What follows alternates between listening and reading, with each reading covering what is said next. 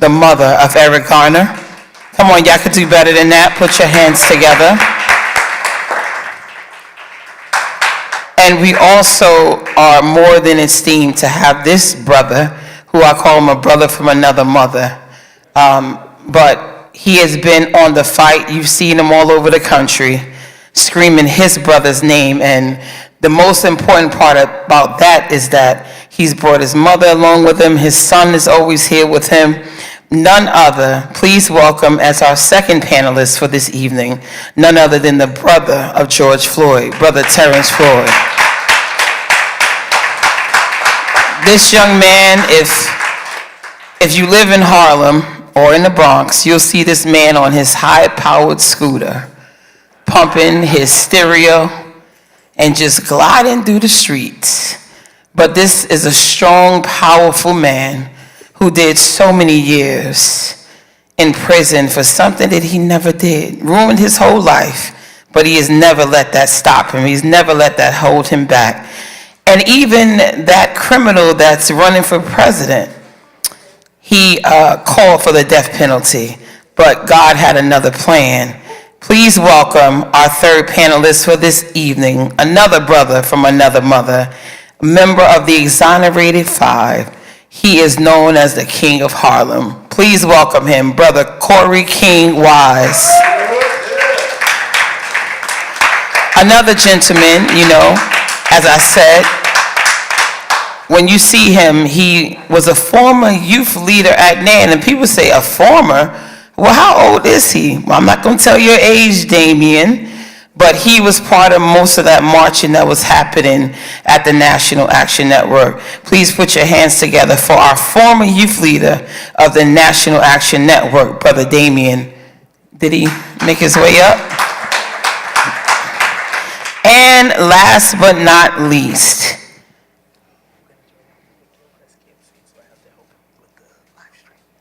okay. And he may come up and help me some questions.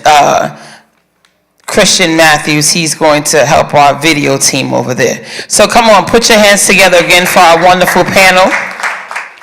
And we're not going to be long. So what I wanted to do is go right into it. I know that you guys are always here at the National Action Network, always standing with Reverend Sharpton. So I want to throw out a question. And any one of you, the mics are there, you could just press them. Any one of you can hop into and talk about this.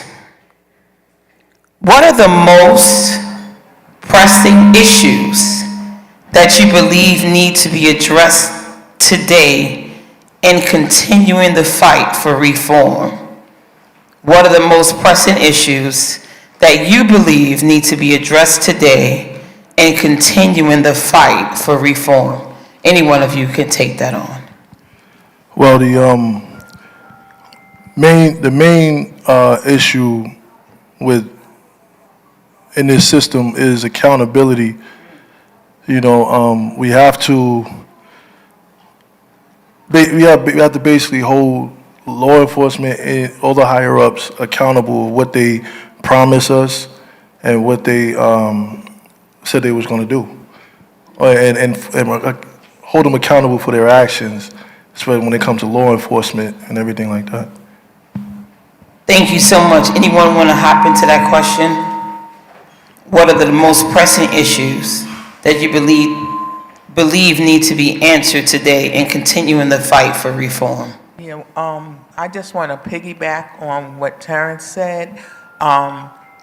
We need a change. We need laws. We need, a change in laws that would protect us. But I just think that the laws are no good unless they are enforced. Because sometimes we have laws on the book that says that police officers are going to be accountable for certain things that they do, and it's never enforced. So we need to make sure that these laws that are passed be enforced and not just written down, because then it's no good, no better than the paper that it's written on. That's deep. Thank you. Anyone else want to hop onto that question? And again, the question on the floor is, What are the most pressing issues that you believe need to be addressed today in continuing the fight for reform? Good evening, everybody. There are many. We're dealing with antiquated policies in the year of 2024. And some of the issues that need to be addressed is, one, the judicial system. Second, housing. And I'm not putting this in any type of order, but these are issues that I feel that need to be addressed at this particular moment. Education system, the judicial system, health care, people being compensated adequately, pay raises. There are many, but I'll stop there at this particular time so that we can get to the next topic. Thank you so much. And I have another question. How has the Loudmouth documentary resonated with your own experiences in the fight for justice? Again, the question on the floor is, how has the Loudmouth documentary that we just saw resonated with your own experiences in the fight for justice? Anyone can take that. Well, I think just by watching it and looking back over the history of Reverend Al's life and seeing what he went through and see that he never turned back, even when he was criticized. So now when the fight comes to us, and a lot of times we are criticized, or they're saying things that we don't like them to hear about our children, our loved ones. And some people will say, well, I'm just not going to fight anymore. But he teaches us how to stand up no matter what happens, even if you get knocked down. It's not a shame to get knocked down, long as you get back up again. So, it's a big story in his documentary, and we all can learn and profit from it. Thank you so much. Anyone want to take that? How has the Loudmouth documentary resonated with your own experiences in the fight for justice? Well, I've seen Loudmouth a few times, and every time I watch it, it kind of brings back memories of growing up in New York. A lot of the clients and cases that Reverend had, I either had friends that knew them, or I lived in the neighborhood from where they was from, and that included Yusef Hawkins. I grew up in Brooklyn, East New York, and him and his family lived directly around the corner from me. I remember the Tawana Brawley case because a lot of people in my neighborhood was saying rumors and stuff, talking bad and good about Reverend. But then it hits different when you meet this man under these circumstances. And watching Loudmouth, I was like, I remember the 88, things happening in 88 and 87 and stuff like that. And then to fast forward and see my brother, and it's like, wow. It resonated with me because I said I was connected to this, but now I'm in this. That's deep. That's deep. And Brother Wise, King Wise, I'm going to put you kind of on the spot. But, I know I can never imagine the moments when you look on the TV and see the man that called for the death penalty for you say that he wants to run the country. How does something like that, and you see it across your TV all the time, how does that affect you? And what does that make you want to do in the No Justice, No Peace movement?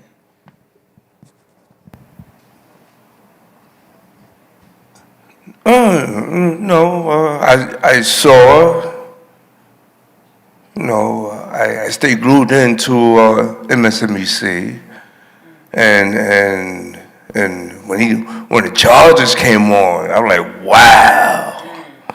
That was like a Happy New Year's to me, wow. Because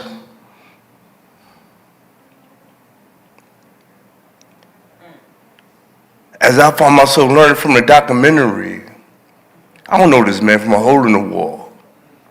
A hole in the wall. A hole in the wall. And to get his slugs, his 34 slugs, from my day one all the way up to 13 years. And happen to see that now that he's gotten that, his slugs returned back to him. The roosters came home to crow. So I said, yeah, there you go. You drew my blood, now I got your blood now. Especially when he got popped. That he stood up, that he hooked up. Wow, that's deep. That's deep. You could never understand the moment that you feel when you watch that. Thank you for sharing that story. Thank you. Thank you. Anyone else want to hop on? How has the Loudmouth documentary resonated with your own experiences in the fight for justice? Well, this was my first time actually viewing Loudmouth. Very, very first time. And I had many emotions as I was sitting there, because as I'm watching what I'm watching on the screen, I lived that. So to see it on the screen and then to sit there and to experience that, I swell up with two things, joy and tears at the same time.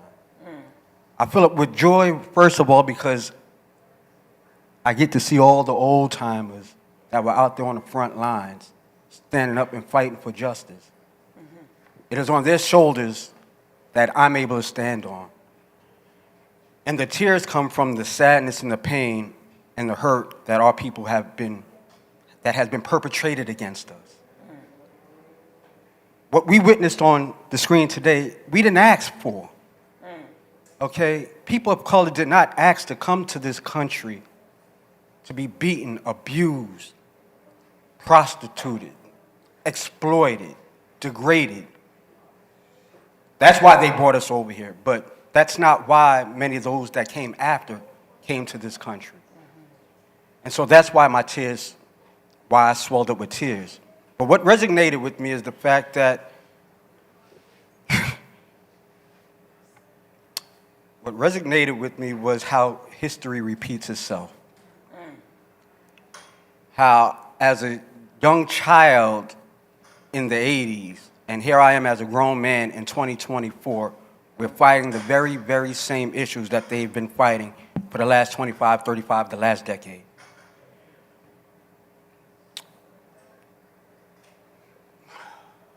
It's okay. This is a real experience for me. You know, I have not been up in public in over 20 years to discuss some of the battles that we incurred on the front lines. I started out at 15 years old, the youngest person in New York City and state to be arrested for civil disobedience. First time ever arrested was for civil disobedience on Wall Street. Reverend Sharpton, Reverend Y.T. Walker, Warren Daniels, and the many others that were there. So it resonates again how history repeats itself, and if we in this generation now don't step up and stand on the foundation of those that laid the foundation before us, like the Reverend Sharpton, the Reverend Walkers, the Byron Rustins, the many others, the Medgar Evers, you know, the Fannie Lou Hamers, the Shirley Chisholms. If it wasn't for them, we would not be where we are. And so we need to take their spirits, their knowledge, educate ourselves further into the new century so that we can bring our families, our next generations into the years to come. So we gonna Thank you so much. Let's hop into another question. Can you share a specific moment when you felt most connected to the movement for change? Any particular moment within your life and all of the tragedies that have happened, but can you just share a specific moment when you felt most connected to the movement for change? When I hear that question, I actually have two that stands out, and the first one is when I had the opportunity to speak in front of Cup Foods after the murder of my brother, and to see the young people really listening to what I was saying, especially when I came back to New York and heard some young people saying that they were looting, and they were angry, and they was doing certain things. But when they heard me speaking, they was like, "Oh man, that's my guy, that's my boy," and they were listening, and they stopped what they was doing, and I realized that I had a voice, and people were listening, and they were going to change. And the second is when I wasn't able to make the Minnesota funeral for my brother, so me and a couple of my friends, my brother Doug that's here, and Reverend McCall, we put together a march where we did what Reverend Sharpton did, another connection. We took over the Brooklyn Bridge, and we did a march. We was in Cabinet Plaza, and we had a rally over there. And after the rally, we locked down the Brooklyn Bridge, and we marched all the way across. And the reason why that sits with me so well is because I had a car accident, and I don't really walk a lot. So walking across that bridge, and my brother Doug can attest to this, I got tired. And they had a car for me, and they said, we'll put you in a car to go over to the other side of the bridge. And I was like, all right, we'll see. Let me keep walking. And as my legs started getting tired, I looked up, and I said, bro, I need to do this for you. I'm not going to give up. And people say that sounds crazy, but I literally felt, and my brother Doug could attest, because he knew I was tired.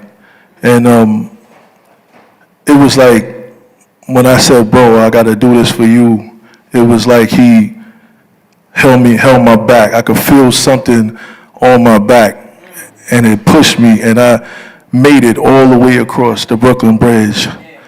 So that was my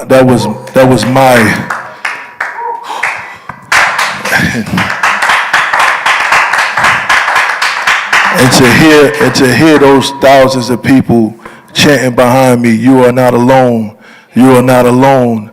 That was one of the biggest moments of this movement for me that I feel stuck with me, and I knew it was going to change the world. Wow, that's deep. That's deep. Can you share a specific moment when you felt most connected to the movement for change? Yes, I want to say I got connected to the movement very early after my son was murdered, because Reverend Al had called a big march for Staten Island. I really didn't realize how big that march was going to be. That Saturday morning, we got up, he did his rally in Staten Island at Bishop Victor Brown's church. And when we came out from the rally, it was like it looked like the whole world was out there, because every street was just packed. And I says, oh my goodness, that really just astounded me. This many people came out, and I was very, very new to this at the time. And after that happened, the next Saturday, I came here to the House of Justice, and just hearing Reverend Al speak, and how he's such a great Black history teacher, and how he just brings it to you, he gives it to you raw. And I says, wow, I says, Reverend Al is doing this for a lot of people, including myself. I think maybe I need to get out there too and call my son's name.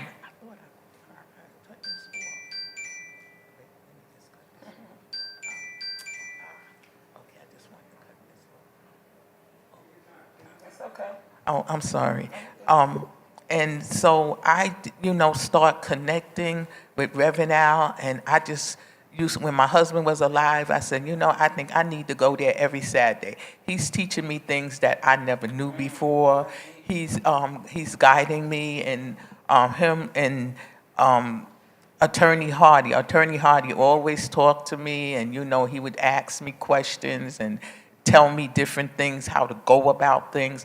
And so from that time on, I felt a need to come to the rallies. I felt a obligation within myself. I never was obligated by Nan to be here, but I felt the obligation to come, and that really resonates to me now. And because a lot of people may ask me, they pay you to come here? I said, nobody pays me to come. If I didn't want to get out my bed on Saturday mornings, no money in the world is going to make me get out there unless I want to get out there. And I've never been actually asked to come here. I just come here because I want to come here. And it's a warm, welcoming feeling every time I come here, getting to know the people, just getting familiar with so many and getting friendly with a lot of the people who's here. So, that's my moment, and it's really a pleasure, even though I'm in Staten Island. It's a long ride to come here, but I just feel like this is where I need to be on Saturday mornings. Wow, thank you so much.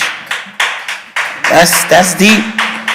And she's right. She's here each and every Saturday. Each and every Saturday. Rain, sleet, shine. I look back there, she coming right on through.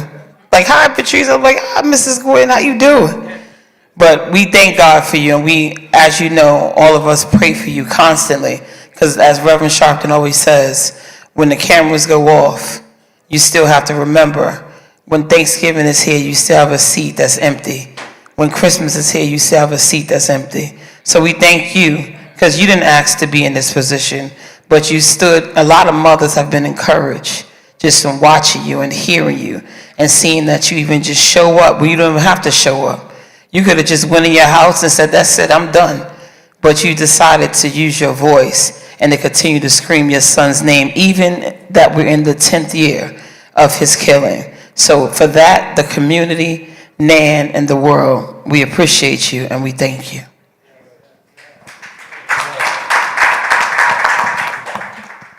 Ditto what Patrice said. I've got three. The first one was when Reverend Sharpton introduced me to Mrs. Coretta Scott King at one of the Keepers of the Dream events that we had here at the Waldorf, or one of the hotels here at the Sheraton. So that was one of my connections, direct connections to the civil rights movement. Thank you, Reverend Sharpton, for that. My second was down on Wall Street, being arrested for civil disobedience with Reverend Sharpton and the many others who I mentioned earlier.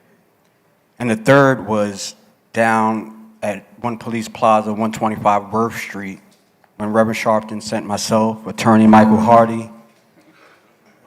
We had Norman Siegel down there with us, and we were down there protesting against and had a face-off with the KKK. That's when the KKK came to New York City. I forget what year that was, late 90s. Early 2000s, something like that, mid-2000s. And we were literally face-to-face with the KKK, along with Ruben Diaz Jr. at the time. I believe he was the borough president or assemblyman at that time. We were thankful to have him there as well. And he and I were on the front lines battling with the KKK.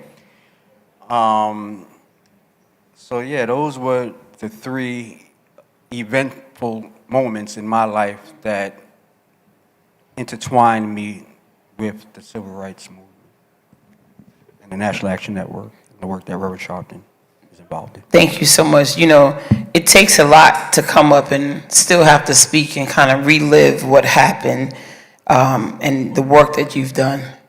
It takes a lot. And our final question for this evening, how has your relationship with Reverend Al Sharpton influenced your activism and advocacy work This is the last question for our panel, and I want to see if all of you can answer that. How has your relationship with Reverend Al Sharpton influenced your activism and advocacy work? Well, first of all, as a young man at the age of 15, 16 years old, Reverend Sharpton used to have me call him every morning at 5:15 a.m. That's right. And he said, I'm going to make you my youth director, but you got to promise me one thing. I said, what's that? He said, you got to read the newspaper. I said, which one? He said, all of them. I said, okay. Not just Amsterdam, all of them. Okay. And you got to call me at 5:15 every morning. Okay. That was Rev. And when he brought me on staff with Big D and the many others, oh man, good times. What was I saying, Patrice? It was good time when he brought you in at 15 years old. Right, when he brought me in at 15 years old. Oh man, I'm sorry I lost track of it because it's so many years ago and there's just so many things. So I'm going to pass the mic, and please feel free to pass it back down once I collect my thoughts. And again, the question on the floor is, how has your relationship with Reverend Al Sharpton influenced your activism and advocacy work? Well, as I was saying before, he was a great influential person from when I first met him. You know, I've always heard about Reverend Al because, you know, he was a public figure. You know, everyone, even if you never had any contact with him, everyone knew who Reverend Al Sharpton was. And even though I didn't know him back then, but my first cousin went to school with him. They were in the same class, you know. And he used to always talk about Reverend Al. And he was saying, you know, even when we were in school, Reverend Al would have protesters in the lunchroom for better lunches. You know, he would tell me these stories, you know, and even at that time, I didn't even, you know, really know, you know, Reverend Sharpton, but my cousin always talked about him, right? So, and then as I listened to Reverend Al every week, listen to his stories, listen to his background, and, you know, and always activating for other people. And I just felt like, hey, I could do this. I could get up there and I could tell the world who my son was. I don't have to let the media do this. Because, see, the media always put a spin on your story. They trying to get brownie points. They trying to get ratings. But now if you get up there and you tell the world, and see, and that's what Reverend Al does. He gets up there. Sometimes we hear a story, but we hear it twisted. And he gets up there and he'll tell you exactly how it happened, who was there, and how it came about. So you'll know the real truth about the story.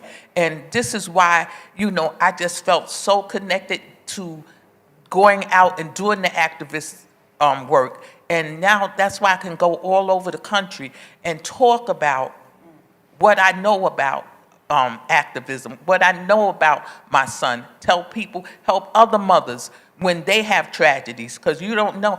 These mothers are in bad places sometimes, and you have to talk to them because some of them are hospitalized, can't get out of bed, some of them take strong medication, and sometimes, you know, everybody don't heal the same way, and sometimes you could talk to them about your healing, and sometimes trying to heal them helps me with my healing.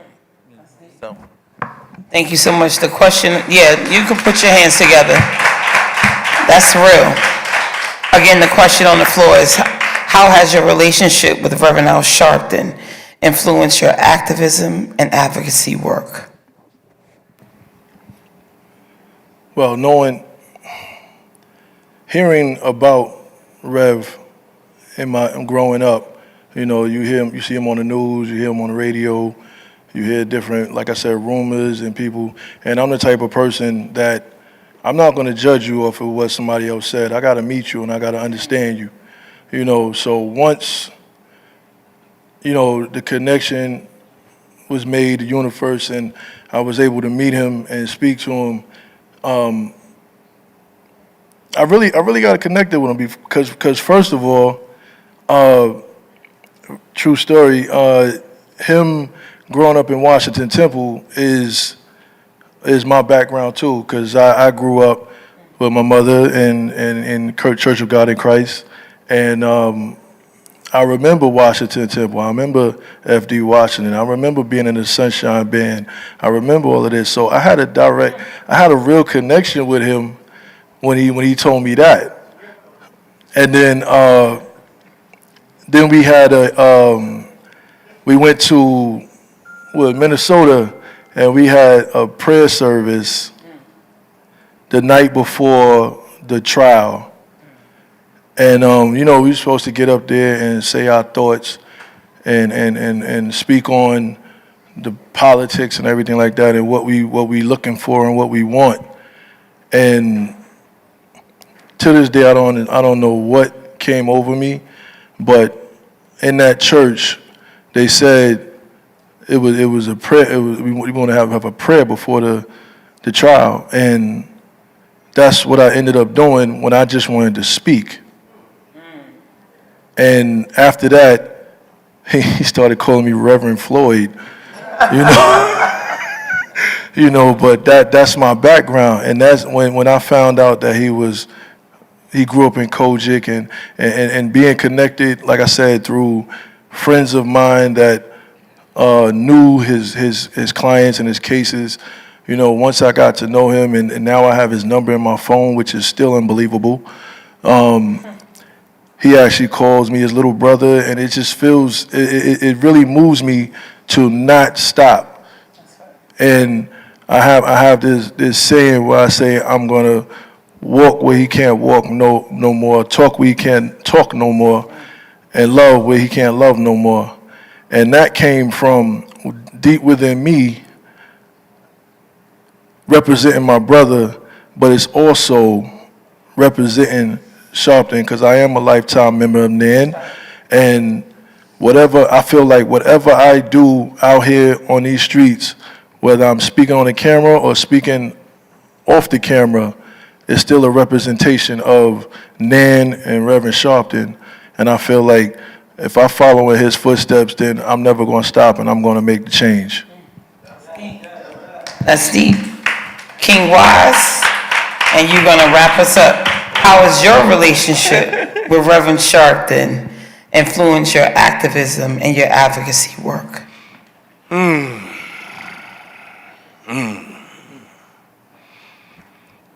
As a movie buff head who came up watching Spike Lee, and my most important one was Malcolm X. That engraved it into my heart.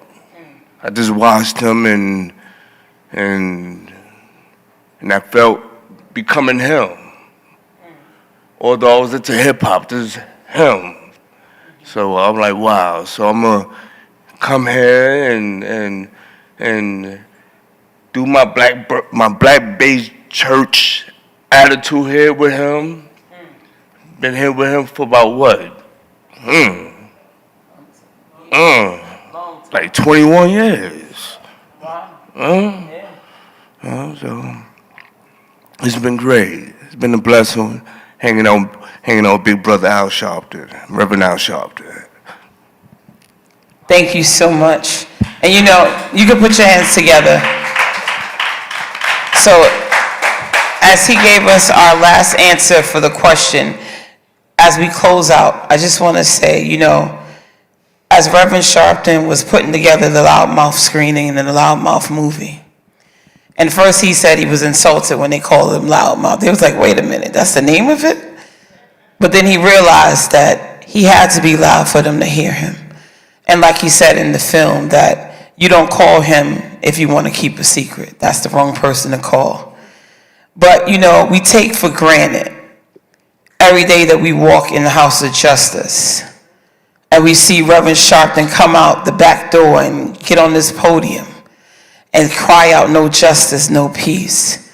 We take for granted that we have a living legend that stands among us every single day, every single Saturday here in the heart of Harlem. We take for granted that he was able to watch a movie about his life while he is still here. Many of them cannot say that they were able to do that. And in the spirit of Attorney Michael Hardy, which, was Reverend Sharpton's true best friend, no matter what, every time I walk in here, and I worked directly for him for 4 years straight, but every time I walk in here and I look at Rev, I know that he's hurting. And he may want to say, you know, Rev is turning 70 in October, for those of you who don't know. But I know he could always say, that's it, I'm done, I'm going to go sit down. But then you have the Eric Garners and the George Floyds and the Corey Wises, that he cannot just sit down and say he can't be the voice, because who's going to be the voice for them, right? So we're very appreciative for this moment. I speak on behalf of Ashley Sharpton, the founder of the National Action Network Nan Youth Huddle, who was traveling with Reverend Sharpton today, so she was unable to make it. But I thank each and every one of you for coming out tonight. We thank you for our collaboration with our brother from Image Nation. Let's give him another shout out for being a part of this. And there were several other organizations that are part of it. But my charge to you today, as we close out, is that no matter who you vote for, get up, go to your area where you vote and vote, even if you write in Donald Duck. And the reason why I say that, and it may be a little hilarious, but I say it with seriousness, too many people died for the right for us to vote. How dare you, on election day, sit in your house and refuse to go vote? And it doesn't take nothing but a couple of seconds. And not only should you go vote, because we're standing on the verge of history in 2024, but knock on your neighbor's door. Maybe go to that person on the first floor in your building. Take somebody with you. You know, Reverend Sharpton stands up here every Saturday. He's traveling with Kamala Harris. He's getting out doing the GOTV, get out the vote. And we got to help him. He cannot do it alone. He's 70. Yes, he has a huge regimen. He works out and he does what he needs to do. He's more fit than half of us that walk these streets. This man is 69 and a half. He will be 70 on October the 3rd. And he still do more than any of these young people out here complaining just walking up this hill on 145th. But in all seriousness, first I want to say thank you to our panel. Thank you to King Wise. Thank you to Terrence Floyd. Thank you to Mrs. Gwen Carr. Thank you to Damien. You can get on your feet and put your hands together, because they could be anywhere else in this city on a Friday night, but they've chosen to come and share their story, share their testimonies, share their life experiences. We are extremely grateful. We can never relive what you went through, but we want to say as a community, we are here for you, we stand with you, and we thank you. And as Reverend Sharpton would open, I'm going to close. No justice? No peace. No justice? No peace. What do we want? Justice. When do we want it? Now. What do we want? Justice. When do we want it? Now. Be safe, get home safe, and if you can join us tomorrow at the rally, we would love to see you. Again, thank you for our esteemed panel. Get home safe and have a good night.